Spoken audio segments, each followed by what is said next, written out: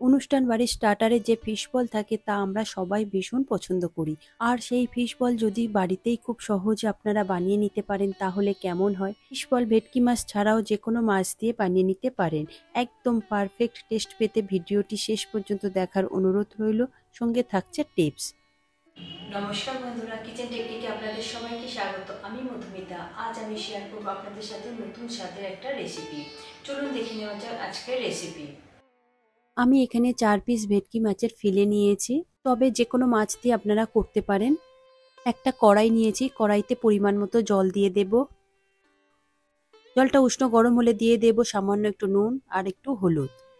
নুন হলুদ জলটা একটু গরম হলে তারপরে আমি দিয়ে দেব মাছের পিসগুলো। মাছের পিসগুলোকে আমি 3 থেকে 4 মিনিট মতো ভালো করে সিদ্ধ করে নেব।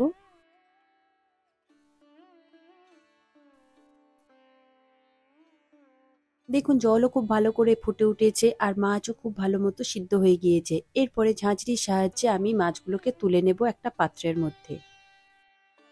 মাছটাকে আমি সরিয়ে রাখলাম। এরপরে একটা কড়াই নিয়েছি, তাতে 2 চা চামচ পরিমাণে আমি সর্ষের তেল দিয়েছি। তেল গরম হলে আমি দিয়ে দেব একটা কুচিয়ে রাখা পেঁয়াজ। পেঁয়াজটা দিয়ে মিডিয়াম টু হাই ফ্লেমে আমি খুব ভালো করে একটু লাল লাল করে ভেজে নেব।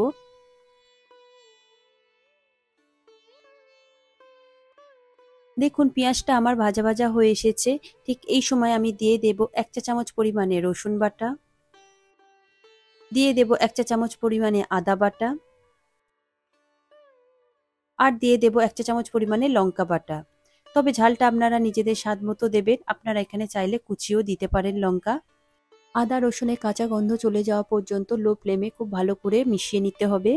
এরপর দিয়ে দেব স্বাদ মতো নুন, দেব হাফ চা চামচ পরিমাণে গোলমরিচ গুঁড়ো, দেব হাফ চা চামচ পরিমাণে জিরে আর ধনের গুঁড়ো, দেব সামান্য একটু চিনি। দিয়ে খুব ভালো করে আমি লো ফ্লেমে মিশিয়ে নেব। মিশানো হয়ে গিয়েছে। এরপরে আমি দিয়ে দেব সিদ্ধ করে রাখা মাছ। মাছটা দিয়েও আমি খুব ভালো করে মিডিয়াম টু হাই ফ্লেমে কষিয়ে নেব।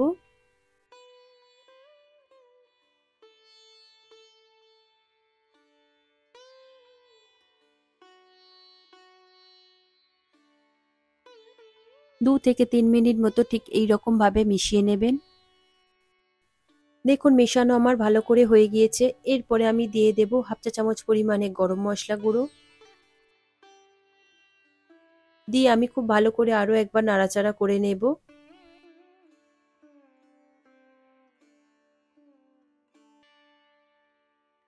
এরপর দিয়ে দেব সামান্য একটু ধনেপাতা কুচি। ধনেপাতা কুচি দিয়ে আমি আরো একবার খুব ভালো করে মিশিয়ে নেব।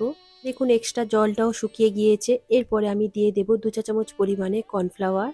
কর্নফ্লাওয়ার দিলে খুব সুন্দর একটা বাইন্ডিং হয়, তবে কর্নফ্লাওয়ারের পরিবর্তে আপনারা এখানে সিদ্ধ আলু দিতে পারেন। এতে করে ফিশ বলটা আর ভেঙে যাবে না, খুব সুন্দরভাবে গোল থাকবে।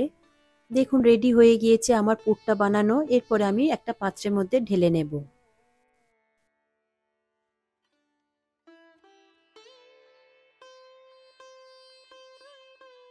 একটা বোল নিয়েছি, তাতে 3 চা চামচ পরিমাণে কর্নফ্লাওয়ার দেব। দিয়ে আমি একটা পাতলা ব্যাটার তৈরি করে নেব। এতে খুব সামান্য একটু করে জল দেবেন, একসঙ্গে বেশি জল দেবেন না, তাহলে পাতলা হয়ে যাবে। দেখুন অল্প জল দিয়ে আমি একটা পাতলা ব্যাটার তৈরি করে নিচ্ছি। কর্নফ্লাওয়ার দেখুন একটু তলায় বসে যায়, তাই একটু ভালো করে নাড়াচাড়া করে নেবেন। কর্নফ্লাওয়ারের পরিবর্তে আপনারা এখানে ডিম ফেটিয়েও করতে পারেন। দেখুন রেডি হয়ে গিয়েছে। এরপরে আমি ব্রেড ক্রাম্বসটা নিয়ে নেব একটা পাত্রের মধ্যে। দেখুন পরিমাণ মতন আমি নিচ্ছি। এরপরে এতে আমি দিয়ে দেব সামান্য একটু গোলমরিচ গুঁড়ো, আর দিয়ে দেব সামান্য একটু নুন। দিয়ে খুব ভালো করে আমি একটু মিশিয়ে নেব।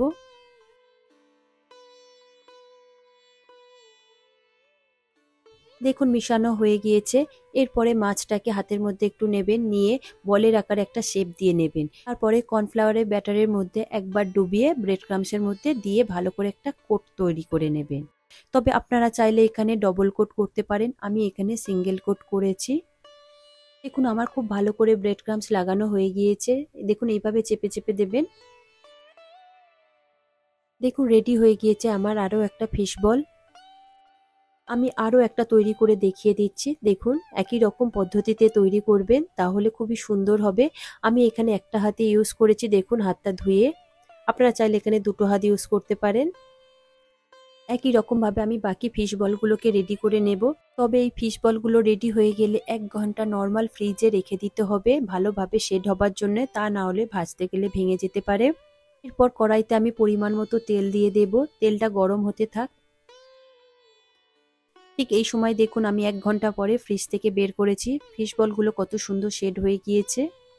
এরপরে তেল গরম হলে আমি একে একে বলগুলোকে ছেড়ে দেব। এই সময় গ্যাসের ফ্লেমটা কিন্তু লো টু মিডিয়ামে থাকবে, হাইতে দেবেন না, তাহলে উপর থেকে লাল হয়ে যাবে আর ভিতর থেকে কাঁচা রয়ে যাবে। এইভাবে খুব হালকা হাতে খুন্তির সাহায্যে একটু নাড়াচাড়া করে দেবেন। দেখুন একটা সাইড আমার ভাজা হয়ে গিয়েছে, আমি একটু ঘুরিয়ে দিচ্ছি। দেখুন ফিশ বলগুলো খুব সুন্দর একটা গোল্ডেন কালার হয়ে এসেছে। আরো 1 মিনিট মতো একটু ভেজে নেব, আর একটু কালার হয়ে আসলে আমি তেল থেকে ঝাঁঝরির সাহায্যে তুলে একটা পাত্রের মধ্যে রেখে দেব। দেখুন রেডি হয়ে গিয়েছে আমার ফিশ বল, আমার এক ব্যাচেই ভাজা হয়ে গিয়েছে। আমি অল্প পরিমাণে করেছিলাম, তবে আপনারা চাইলে এটা বেশি করে করতে পারেন, তবে পরিমাণগুলো একটু করে বাড়িয়ে দেবেন। ফিশ বলটা খুবই টেস্টি হয়েছে আর খুবই মুচমুচেও হয়েছে। ঠান্ডা হয়ে গেলেও কিন্তু এই মুচমুচে ভাবটা রয়ে গিয়েছে। আর উপর থেকে একটু ধনেপাতা আর বিট লবণ দিয়ে আমি সার্ভ করেছি। আপনারা একবার এইভাবে বানিয়ে দেখুন, আমার মনে হয় আপনাদের সকলেরই ভীষণ ভালো লাগবে।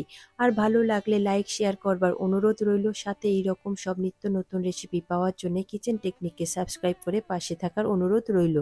তবে আজকের মতো এই পর্যন্ত, আবারও দেখা হবে অন্য কোনো রেসিপির সাথে। সবাই ভালো থাকবেন, সুস্থ থাকবেন, আর ভিডিওটি পুরো দেখার জন্য অসংখ্য ধন্যবাদ।